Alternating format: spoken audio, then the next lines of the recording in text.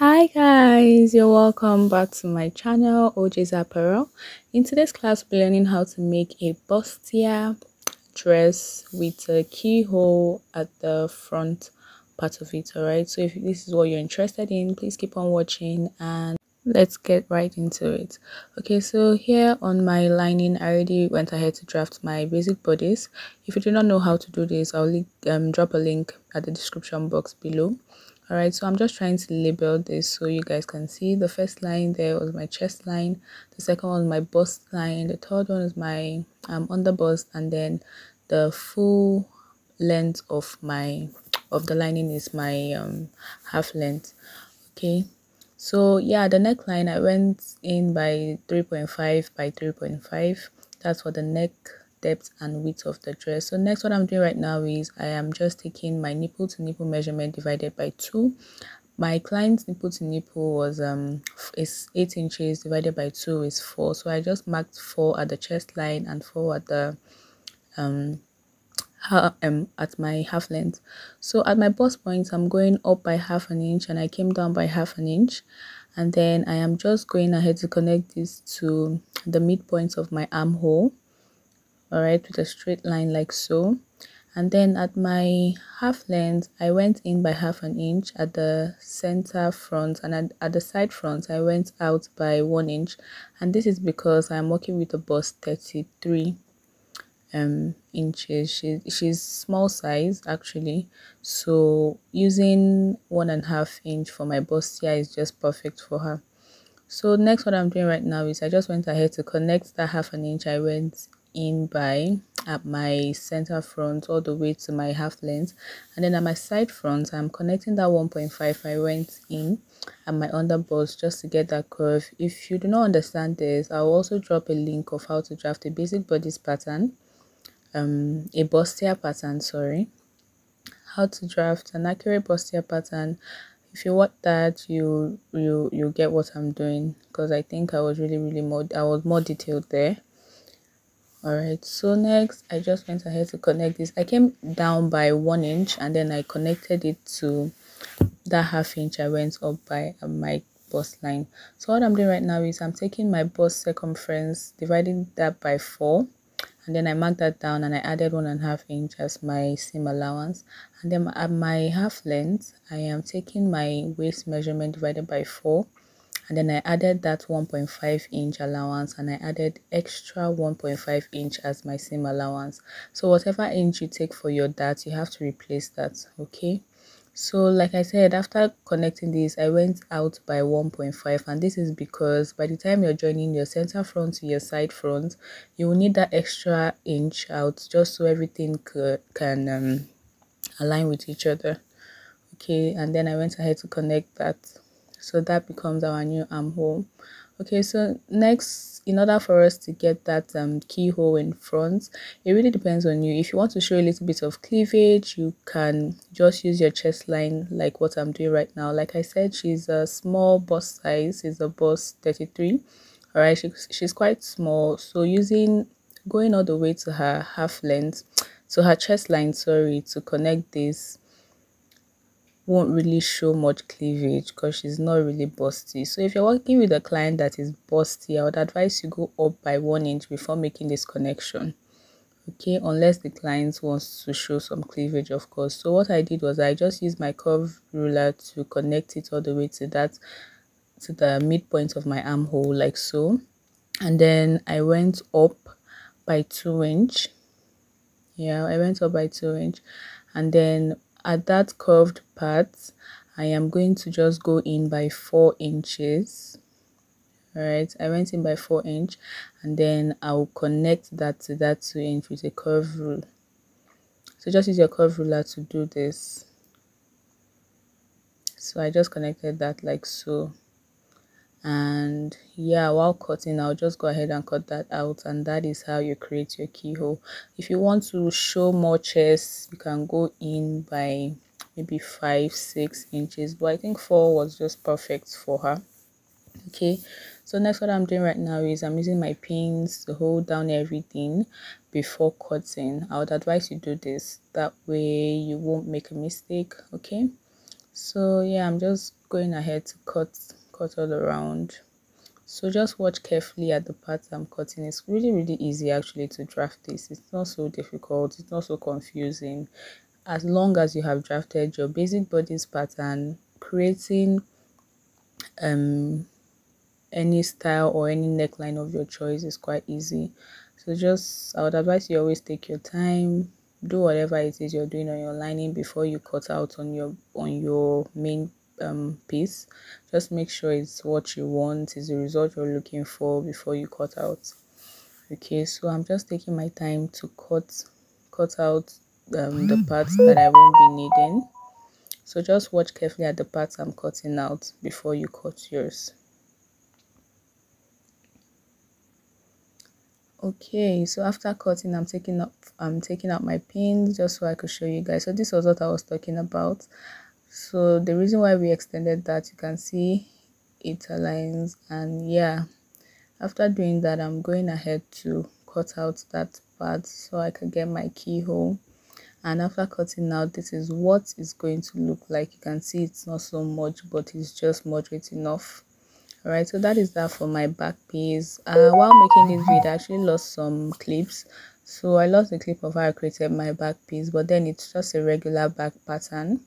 All right, so I just left my 2 inches zip allowance, and then my dart went all the way to my chest line. So like as you can see at the front part, I've gone ahead to pad my patterns. And then for the keyhole, I'll be making use of this net. It's a beautiful lace, right? And I cut out 2 parts, and this is because I'll be using it to turn the neckline and the lower part of the dress. That's the neckline and that lower part. So I need everything well turned out, and that is why I cut out 2 pieces. And I've gone ahead also to iron my interfacing on my lining and on my main piece. Okay, so what I'm doing right now is, before sewing down, I used my pin to actually hold this down on the wrong side, and I just needed to confirm if it was okay before sewing. So after confirming everything was looking okay, this is me sewing them down. All right, so I am just sewing down. I placed the net on the right side of my pattern, and then I place the lining on it, and then I'm just sewing down everything. After that, I am holding down my dart on my back piece, and I am sewing everything down. That's the dart for both the main piece and the lining.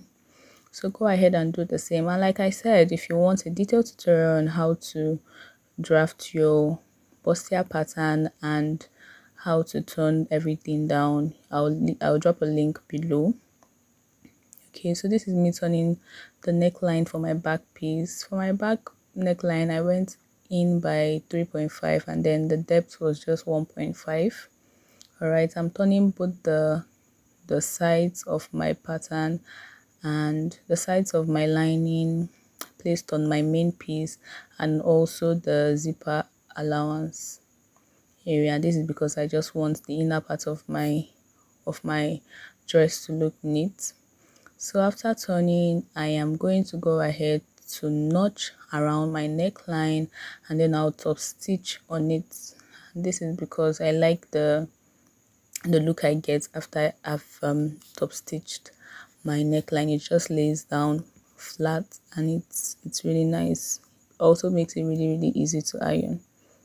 Okay, so this is just me top stitching. All right, so while doing this, I would advise you take your time and do everything right, and it will turn out nicely. Okay, so next we're going to be cutting the lower part of this dress, which is going to be the skirt part of the dress.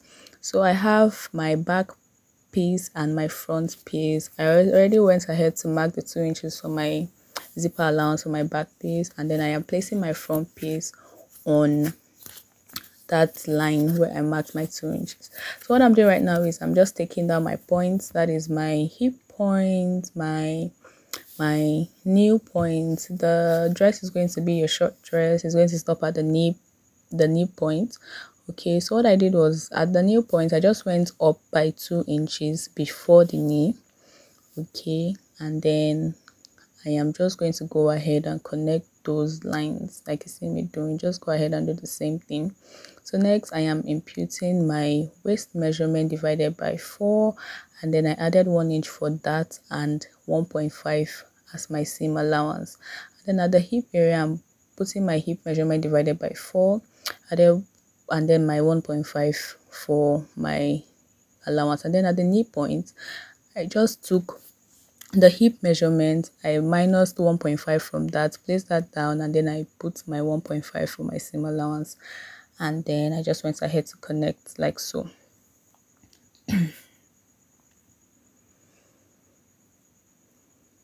Just make sure you blend those sharp edges, because we're not meant to have any sharp edges. So afterwards, I am marking my dart, and then the length of my dart is just 5 inch, and I connected it like so, and then I'm just going ahead to cut out the unwanted parts of this pattern. Okay, so I took out my back piece, I placed it on the main part of my dress, that is the main piece of my dress. And then at the waist point, I took 1.5. At the hip, I left it at 2 inches, and then at the knee point, I measured 1.5 inch, and then I just connected that straight like so. This is because we had to create space for our butt to sit. So if you do not want to have a flat butt at the back part of your skirt, just do this and your skirt will sit perfectly on the butt. So I'm just cutting out those the ½ inch at the waist and at the knee points that I took out. So afterwards, this is what we have. Our back piece is cool, and next I just took out my dart measurement, 4 inches of course, and then the length is also 5 inch.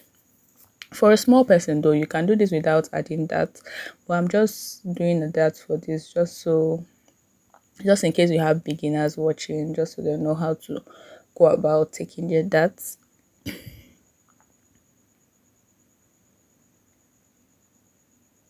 I'm just marking out my darts at the main piece of my dress and at the lining. I like doing this because it's usually very, very easy for me to just sew when it's time for me to sew.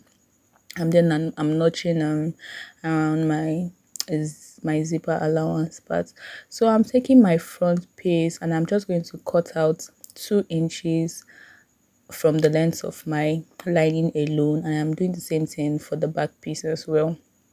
And this is because by the time we turn this, I want to have that neat finishing at the lower part of my dress, so I just eliminated 2 inches. Okay, so this is me holding the dart for my front and my back skirt piece.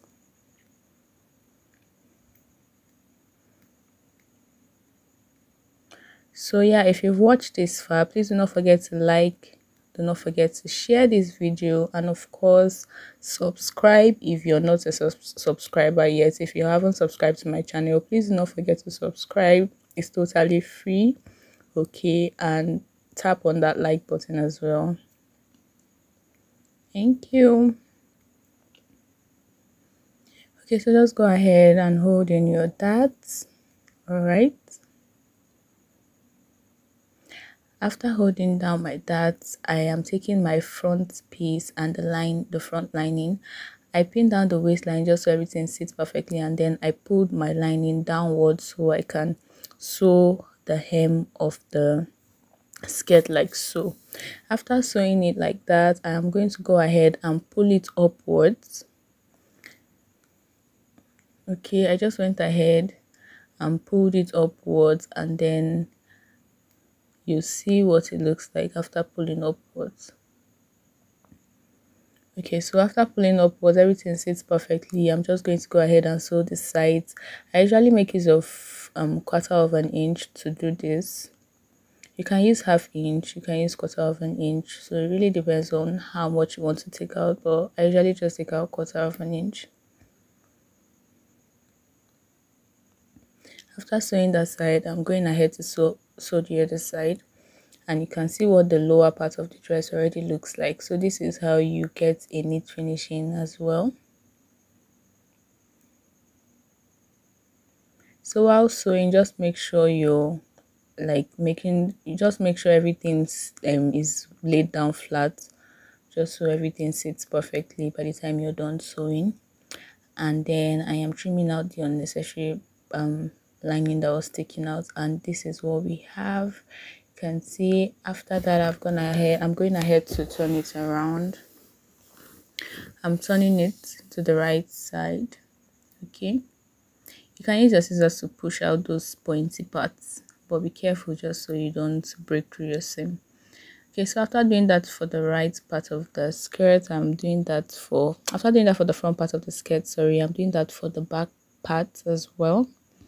So I'm just going to do the exact thing I did for the front part to the back part. So I'm pinning down, holding it down by the waist point, and then I'm pulling my lining downwards just so I could sew the hem of the skirt. Then I'll go ahead and pull it upwards, and then I'll sew the sides. That's the zip the zip area and the side part of the skirt. I just hope you understand what I'm saying, guys. Just take your time and do this. It's really, really easy, really.